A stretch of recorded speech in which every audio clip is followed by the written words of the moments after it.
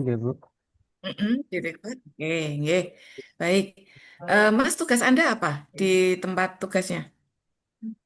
Saya penyuluh agama, Ibu. Penyuluh agama apa? Iya, penyuluh agama Kristen. Oke, baik. Kita mulai sesi seminar kita. Mari kita berdoa sesuai dengan agama dan keyakinan kita masing-masing supaya seminar Mas Kidung itu bisa lancar.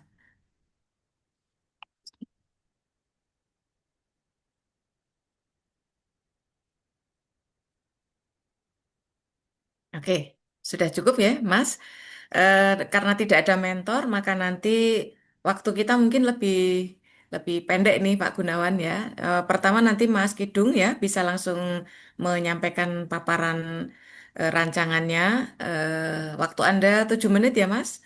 Nah, setelah itu langsung nanti akan dikonfirmasi oleh Pak Gunawan ya, yang sudah siap gitu. Oke, langsung saja, Mas. Monggo, disilakan. Ya, yang saya hormati Bapak Gunawan sebagai penguji dan Ibu Amira sebagai moderator, izinkan saya untuk menyampaikan rancangan aktualisasi saya. Ya, saya akan share screen, ya, Bu. Ya, oke, silakan.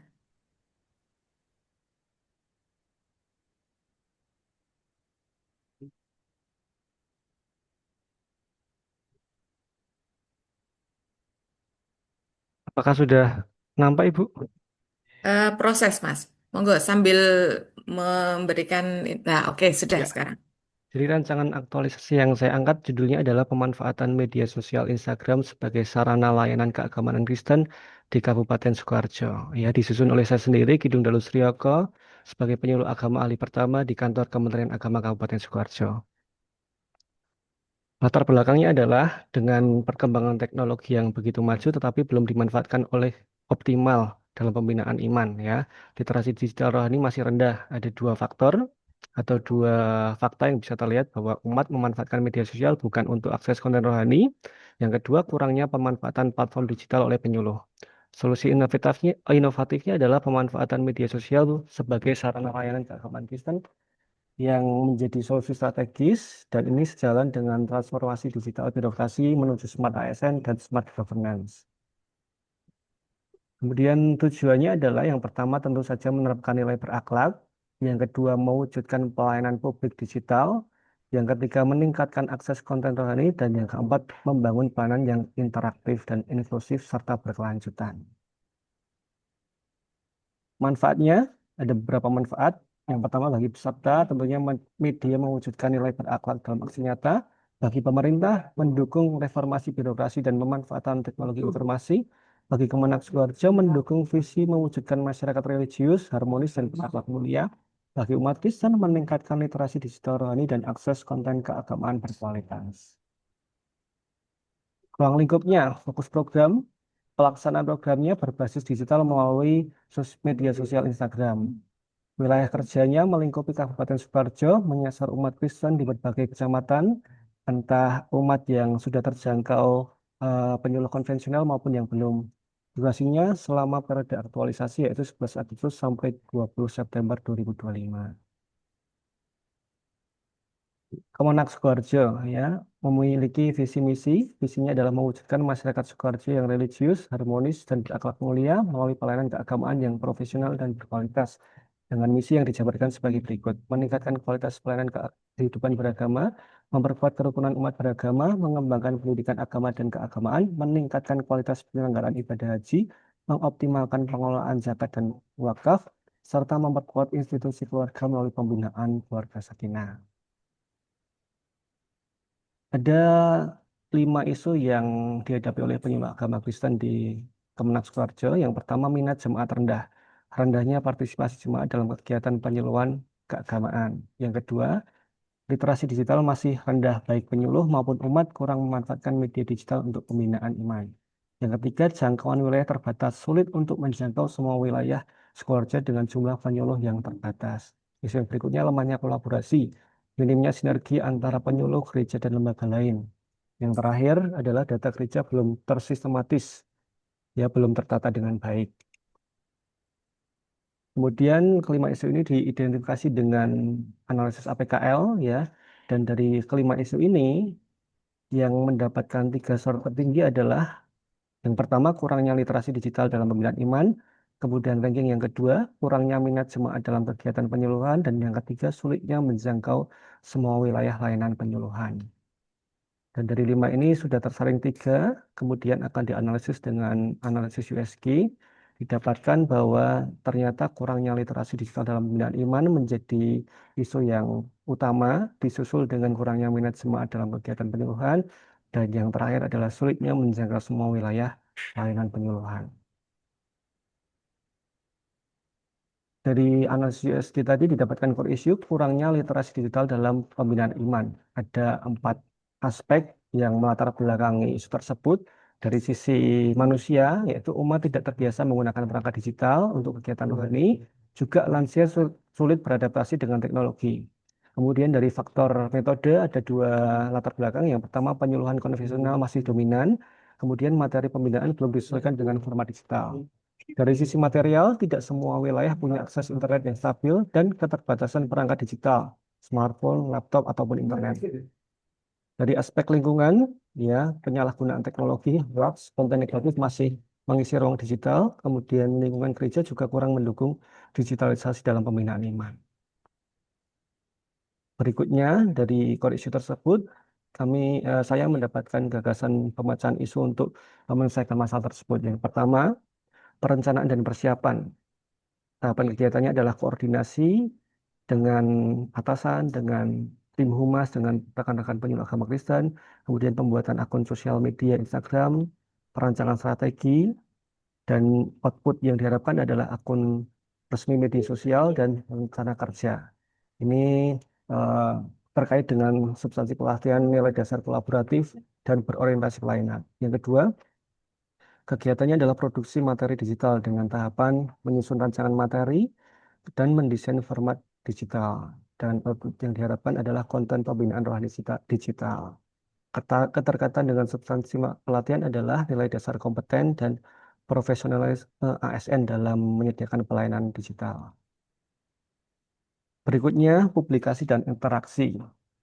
Tahapan kegiatannya adalah mengunggah konten di sosial media, mendistribusikan melalui komunitas ataupun grup-grup gereja, kemudian interaksi digital. Output yang diharapkan adalah konten terpublikasi, statistik keterjangkauan, dan respon umat. Ini terkait dengan substansi pelatihan, nilai dasar adaptif, dan smart governance yang berfokus kepada pelayanan publik dengan media digital. Kemudian kegiatan yang terakhir adalah evaluasi dan tindak lanjut. Dengan tahapan kegiatan adalah pemantauan rutin, menilai aktivitas, dan menyusun laporan. Output yang diharapkan adalah laporan evaluasi program serta rencana keberlanjutan. Ini sesuai dengan nilai dasar akuntabel dan prinsip manajemen yang melandaskan kerja untuk berdasarkan evaluasi dan monitoring. Kemudian ini jadwal kegiatan.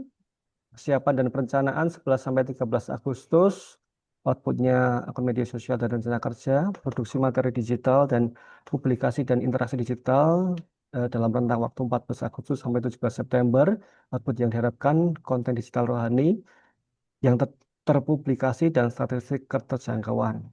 Yang terakhir evaluasi dan tindak lanjut selama 18 sampai 20 September 2025, output yang diharapkan adalah laporan evaluasi dan rencana keberlanjutan.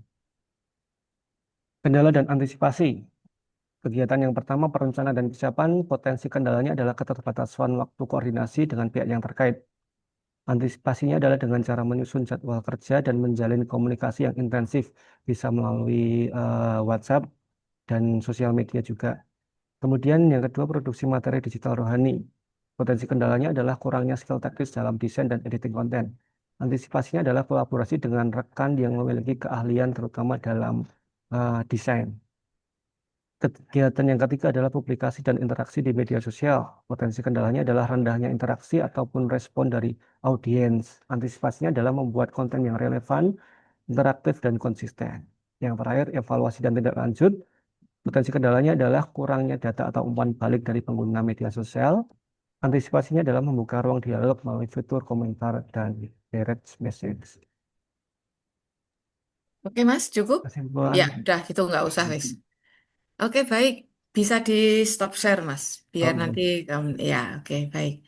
Monggo Pak Gun, karena ini tadi tidak tak cut karena apa mentornya tidak bergabung Ya, gitu. Monggo Pak Gun bisa baik, langsung. terima kasih Mas Kidul ya. Kidung. Mas Oke. Kidung ya. Mas Kidung Oke, dengar suara saya? Mas dengar Kidung Pak, dengar. Oke, dengar. bisa ditangkap ya. Baik, langsung saja ke pertanyaan Mas. Mengapa Anda mengambil isu tersebut? Apa relevansinya dengan unit kerja Anda? Ya, latar belakang kenapa saya mengambil isu tersebut adalah karena memang dengan potensi teknologi informasi yang begitu bagusnya, tapi belum dimanfaatkan secara maksimal oleh umat sendiri dan oleh penyuluh agama Kristen.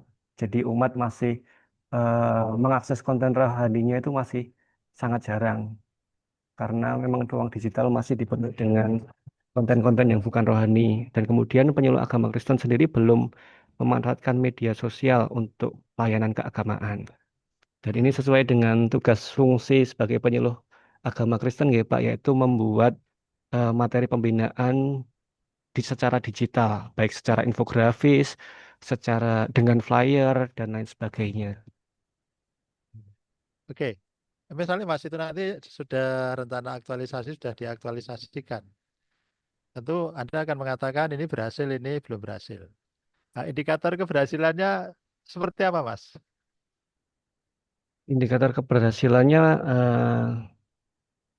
dengan dapat dilihat dengan eh, terciptanya apa ya namanya terciptanya akun sosial media milik agama Kristen serta eh, banyaknya interaksi media sosial yang terlibat, Pak. Jadi seberapa jangkauan itu bisa didapatkan dan seberapa banyak umpan balik yang didapatkan dari konten-konten tersebut.